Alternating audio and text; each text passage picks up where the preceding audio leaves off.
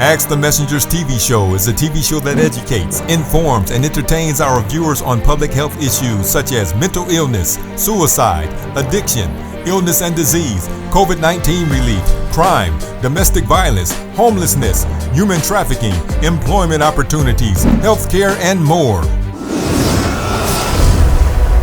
And now, Ask the Messengers. Nearly 3 out of 4 Americans know someone who is or has been a victim of domestic violence.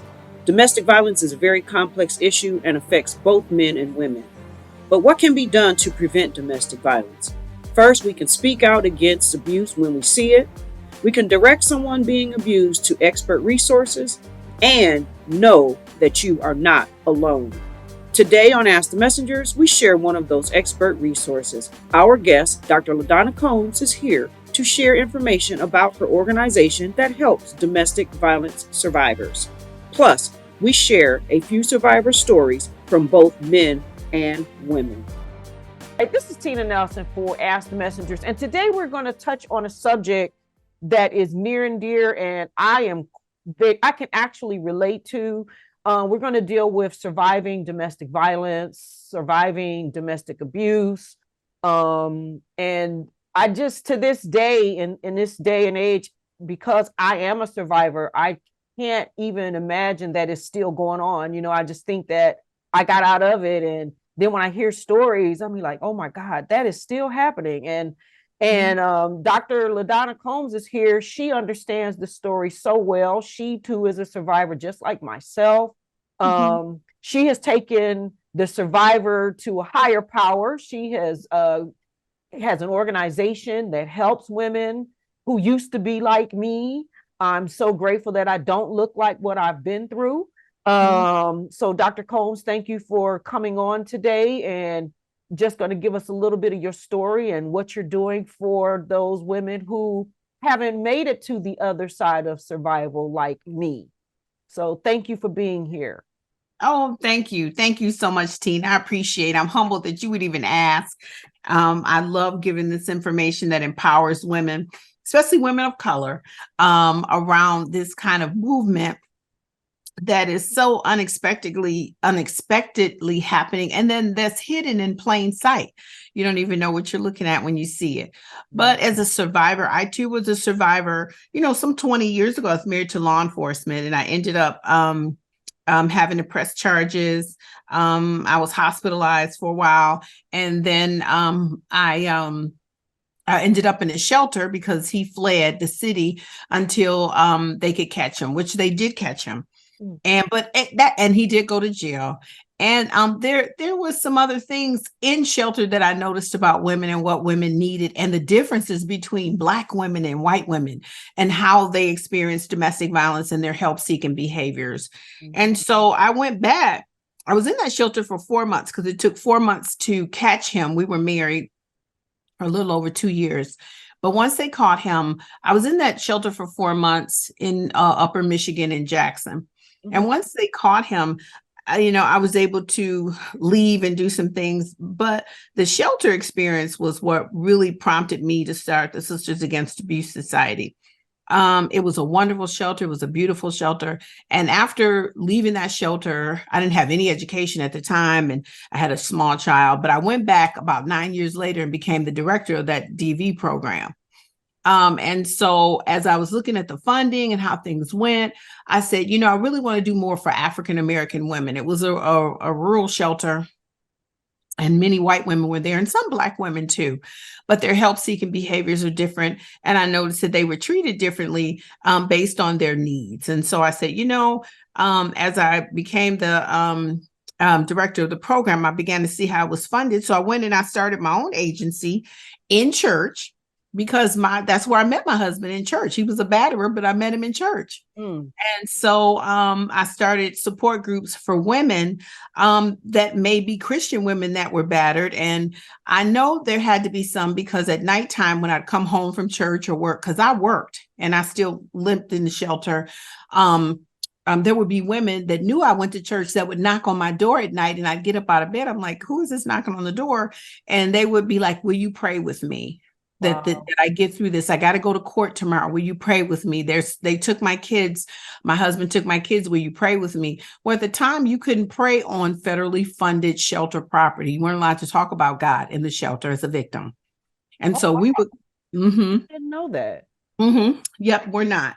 And so what we did, because if we got caught coming into each other's rooms, or if we got caught praying, we'd be thrown out. So we went down the basement near the furnace in the dark and we prayed. And Wow. then we came back upstairs and sneaked to our room. Well, that was one woman. That one woman turned into 5 women, and the 5 women turned into 10 women. And these were women of color. Some were even Latinx women, Latino women that had ended up in the shelter with me. And I said, you know what, I've got to do something in the church. And I had a really, really wonderful pastor, Bishop Charles H. Ellis III, and First Lady Chrisette Ellis. And I said, you know, I want to start a domestic violence program. And it was like, domestic violence program? Well, okay, but we need a proposal. And I came back with a proposal like this thick. Okay, you want a proposal? I got something for you, right? So how can someone get in touch with you? What's involved to be part of your organization? What do you offer to women? What we do court accompaniment. We specialize in supportive group counseling for support group for women who need to come and talk, and individual counseling. We do personal protection orders. We do specific assistance. We pay first month's rent and security deposits. We do car repairs. We give food cards and gas cards for transportation. We buy beds. We do a lot of things that we give money for childcare and moving expenses and relocation and things like that. And we have a very, very good community partner, multidisciplinary coordinated council also in Southeastern Michigan that helps women with shelter and a host of other things that they need to help them stay safe or to leave. We do court accompaniment. We go to court with you or for you, because many women, African-American women, don't trust the criminal justice system. And I've been down with women where we're down pressing charges against the batterer, but they arrest her because she has a warrant based on behavior that she had being with him that he forced her to do. Right. Yep. That's You true. know, That's true. And since COVID, the numbers have just gone through the roof. Like COVID was really bad. And now they think because everybody's sort of back to normal life that the numbers have gone down, but that's not true, because the numbers have really gone up a lot since COVID, to be honest. No, the message was stay home, stay safe. But what do you do when home is not a safe place to stay? That's right. And so it went up to almost 70% in the city of Detroit. Yes, it did. Yes, it did. And the numbers haven't gone down either. No, it has not. Well, I want you to just take a moment now, just look in that camera and give some words of encouragement to those women who are out there still in the struggle. Well, I want to tell women, be encouraged, be safe, have a safety plan. Don't tell the person that you're with that you're going to leave them, because that's usually when lethality raises up. Have a safety plan, contact a service provider that does domestic violence awareness direct service. They can help you do a safety plan so you can plan to leave, the things you're going to need, the places you want to go, and you're the expert in your relationship. So they're not going to tell you what to do. They're going to walk alongside you so that that's successful.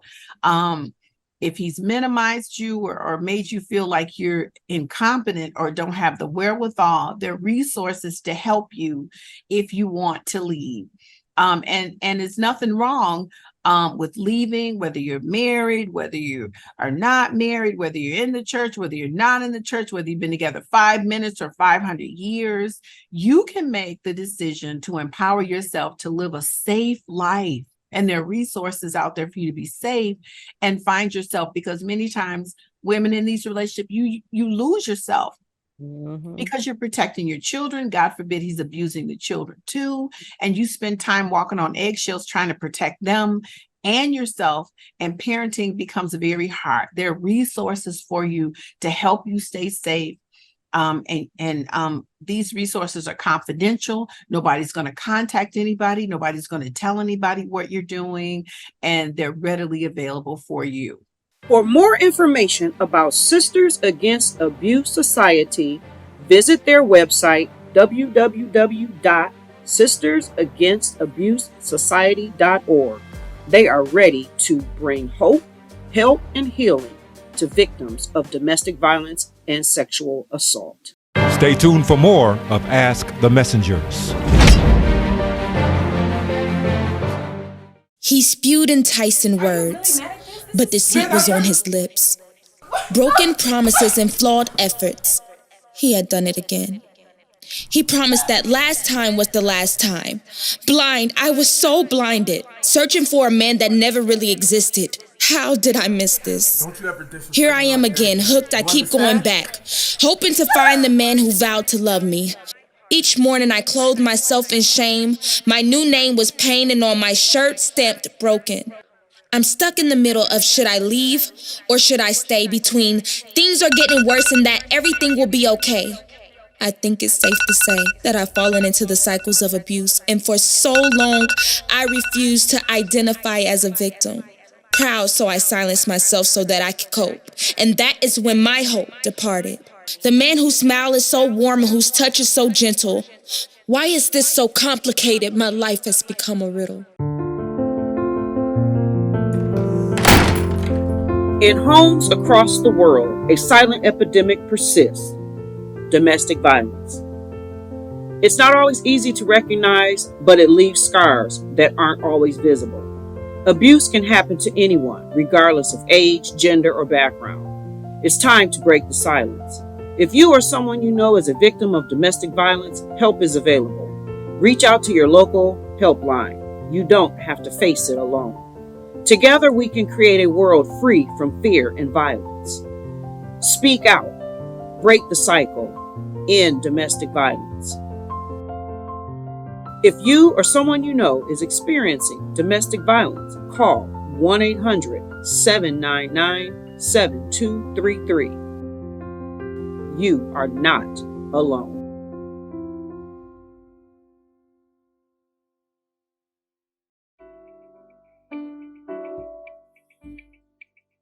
My name is Jenny. So I met my ex-husband in high school. We were together for about 5 years before we got married, with me knowing the entire time that this was a pretty unhealthy relationship. But because I became pregnant, we ended up getting married right after I graduated from college. And then we were married for 3 years before I was able to leave. Hi, my name's Christy. My boyfriend actually almost killed me. But I am sitting here today because I reached out and asked for help. Very early into our relationship, I noticed that he was pretty controlling. And so that controlling, jealousy kind of aspect of our relationship was present from the beginning. My story started out as, I had a boyfriend. I thought he was nice and everything that I wanted.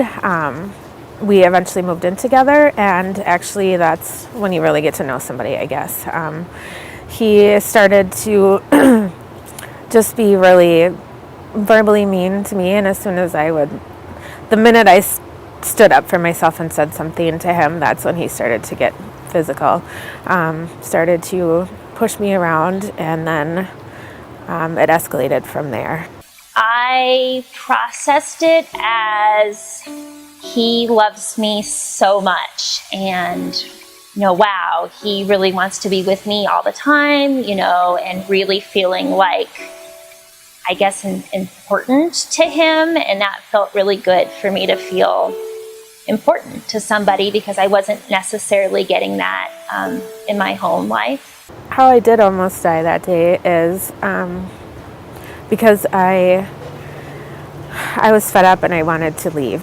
I was hiding out at my mom's house and trying to hide my car, and he came into the garage and pulled me out by my hair and just proceeded to beat me and left me bloody on my mom's garage floor. He threatened to take Dalton from me, that he would have a better lawyer. He had more money. And I really had nothing. Dalton was at that point was my reason for living. Like, I didn't have much else to hold on to, and the thought of not having him was pretty terrifying.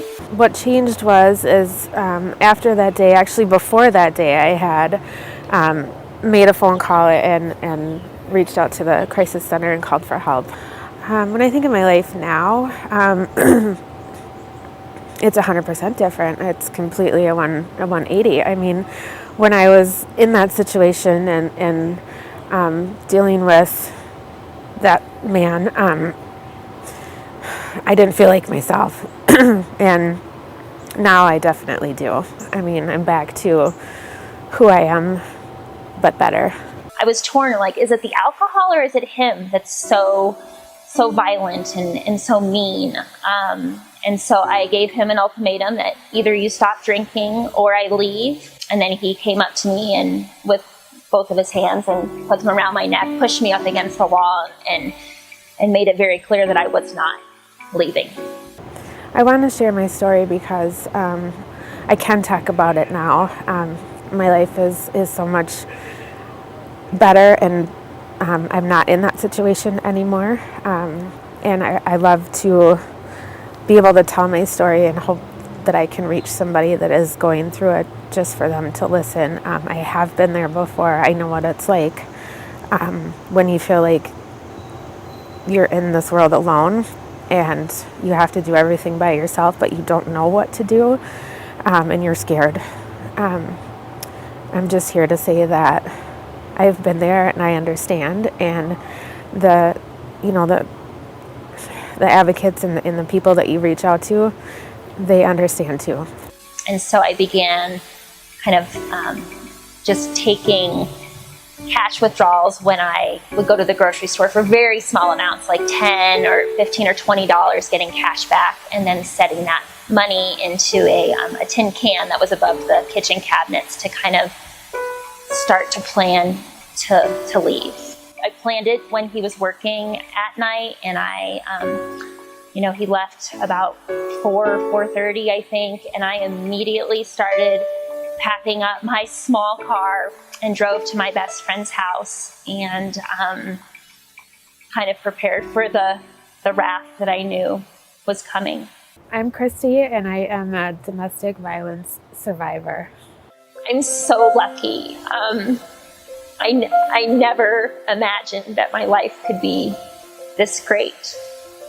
I have an amazing husband who is just my angel. I'm so incredibly lucky to have him. And I have two amazing boys, and my oldest son, Dalton, is, well-adjusted and the kindest human being. And so I'm so grateful that I had the strength to leave his dad. I'm very lucky that my husband and I co-own a business. It's a dream to be able to work with, your best friend every day. And so, yeah, it's a really great life.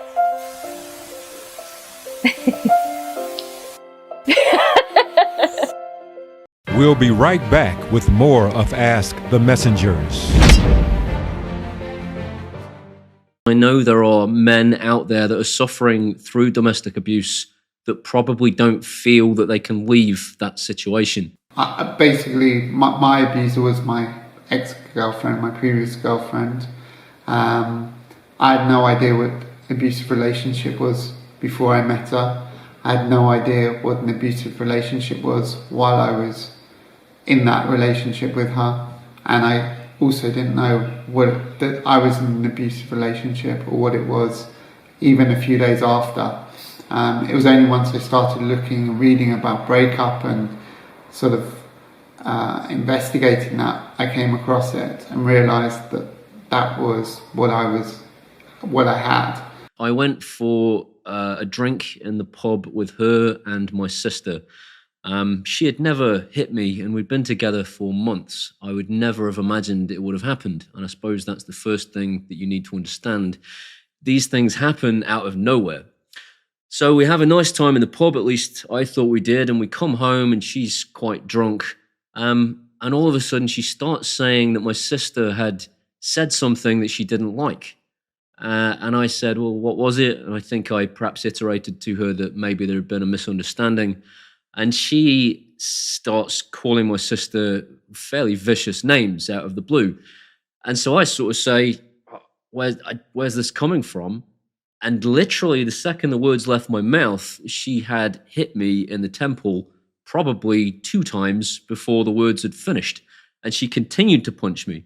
And they call it a sucker punch for a reason, because you don't see it coming and you... And then I guess after a few months, I sort of got used to this, and I knew it was nothing to do with me, and I'd hoped that over time these fights would disappear as she'd become more comfortable. And I realised, as much as I spent time with her, it was sometimes getting a bit too much for me. And I remember at one point saying, well, look, I'll give it a few more months, and because I really like her, really want it to work, and if it doesn't, fix itself by then I'll just have to end it. So I guess I am going to get upset, because it's not something that leaves you, I suppose, once you start to relive it. I was in shock, and because you're in shock, you don't know what to do, and you can't fight back. If you're a person that says, well, a girl could never hit me, I'd be able to stop her, when you're taken by surprise, and they hit you repeatedly over and over and over, and if you're a good person, you don't punch that person back. I was like a trapped animal, and I had no idea what it really meant. All I wanted to do was help her to overcome her issues and her problems and her behaviour, because if we kept only the good times, it could be the best relationship ever. I had just become the victim of domestic abuse, is what happened to me for the first time, and sadly not the last time. Well, that concludes this week's episode of Ask the Messengers. We also invite you to follow us on Facebook, Instagram, Twitter, and to subscribe to our YouTube channel. If you would like to help support our show, please feel free to make a donation of any kind by visiting our show website, www.askthemessengers.org.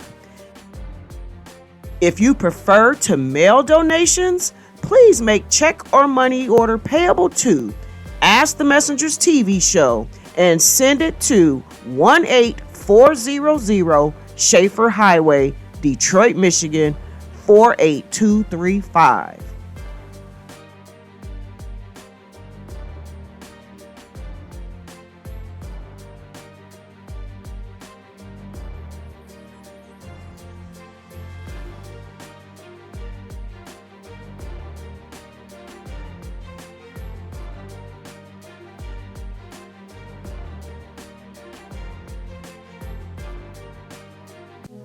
Ask the Messengers is the program that deals with things that help you. Thank you for watching.